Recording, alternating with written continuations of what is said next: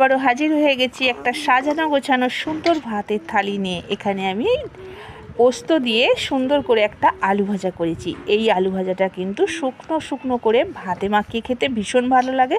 এখানে করেছি পটল ভাজা আর একটা শাক চচ্চড়ি। শাকটা কিন্তু ভীষণ উপকার আমাদের প্রত্যেকের জন্য, কিন্তু প্রত্যেক দিনের পাতে একটু শাক রাখা দরকার। আর এই গরমে হালকা পাতলা করে একটু ডিমের কারি বানিয়েছি। পাতে কিন্তু যাই থাকুক না কেন, সুন্দর করে বেশ পাতটা সাজানো থাকলে ভাতের পাতটা ভীষণ ভালো লাগে। সুন্দর করে সাজানোও কিন্তু একটা পেঁয়াজ আর কাঁচা লঙ্কা দিয়ে একটা ডিম ভাজা করেছি। ডিম ভাজাটাও কিন্তু আমি শুকনো ভাতে খেতে ভালোবাসি, ভীষণ ভালোবাসি। গরম গরম আর শুকনো পাতে খেতে হবে, তার সাথে পেঁয়াজ, কাঁচা পেঁয়াজ মাখিয়ে আরও ভালো লাগে।